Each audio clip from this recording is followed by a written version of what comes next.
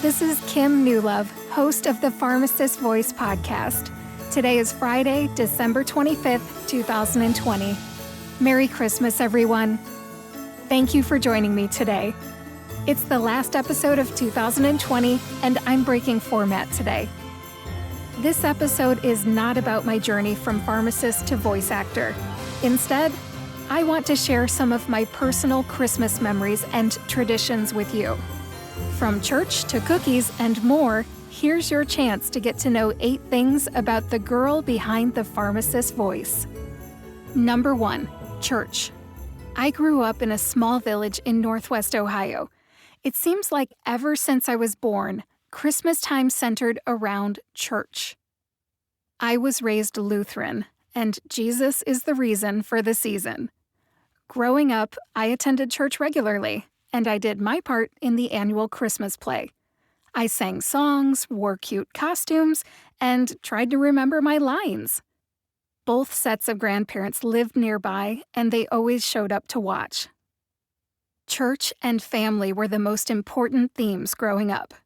Except for 5 very busy college years, church and family have always been my priorities each Christmas.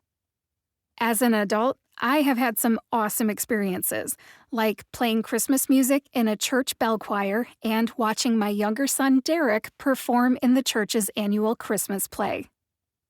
Number 2, Santa. Santa is magical no matter how old you are. Santa used to visit the local Chevy dealership in my village and give each kid a small paper sack filled with candy when I was growing up. This was the 80s. No fake sugar, it was the real deal. I have an older sister and a younger brother.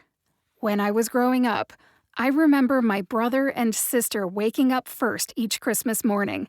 They scouted out the presents under the tree. Maybe they were making sure Santa from the Chevy dealership was a good listener. I don't know. We opened gifts with our mom and dad. Santa brought something every year. As I recall, I was the kid who stayed in bed as late as possible or until somebody told me I had to get up. I have never been motivated by gifts. Food, on the other hand, yes please. My mom used to make a breakfast food on Christmas morning called monkey bread. It was like cinnamon rolls, only tastier. The house smelled great. I love the candy too. We used to get candy in our stockings. My favorites were candy canes and cream drops. Santa brings my kids something every year too. I have 2 sons ages 17 and 15. Even as teenagers, Christmas still holds plenty of magic for them. They still look forward to Christmas Day, and so do my husband and I. When they were little, it was even more fun. They loved to open up their gifts and play all morning with their new toys. Christmas is always a time for family. Number 3, family gatherings. We are in the middle of a pandemic, so we have chosen not to gather with our families this year. We want to prevent the spread of COVID-19, so we're doing what we think is right for us. My parents and my in-laws all live within a 30-minute radius. We usually get together on Christmas Eve with my in-laws and sometime around Christmas with my mom and dad and siblings. Number 4, Christmas movies. I love Christmas movies. Whether I'm baking, writing Christmas cards, hanging decorations, or looking for a family activity, I love to play a good Christmas movie. I could list a dozen that I like. However, it's not Christmas until I've watched Elf, starring Will Ferrell, and National Lampoon's Christmas Vacation. Miracle on 34th Street is one of my favorites, too. The part when Santa talks to the little Dutch girl always makes me cry. When I was a kid, it wasn't Christmas until I watched A Charlie Brown Christmas, The Grinch, Rudolph, and Frosty the Snowman on TV. We didn't have cable, so we had to either watch the advertisements on TV or look in the newspaper to find out when those classic Christmas movies would be televised.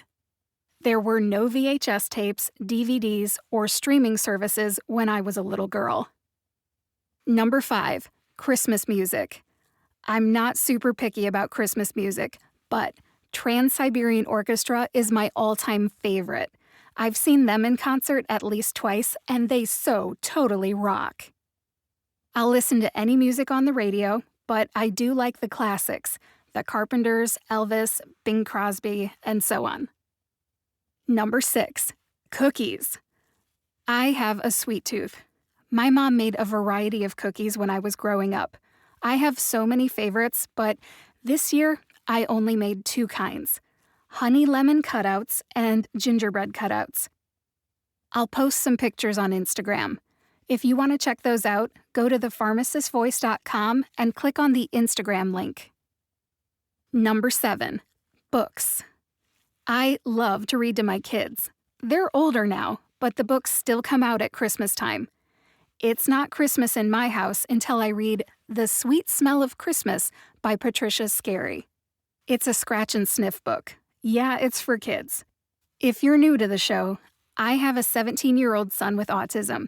He does not read, write, or speak, but he loves it when we read to him. This year, I had a proud parent moment because I saw my 15-year-old son reading Christmas books to my 17-year-old son. Those moments are special. Number 1, they're getting along for about 5 minutes, which is always great. And number 2, they're enjoying a tradition that I started with them. And finally, number 8, the lights before Christmas at the Toledo Zoo.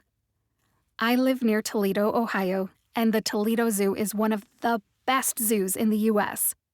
They use more than 1 million lights to decorate the zoo.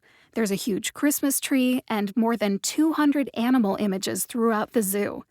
Going to the lights at the zoo is a tradition.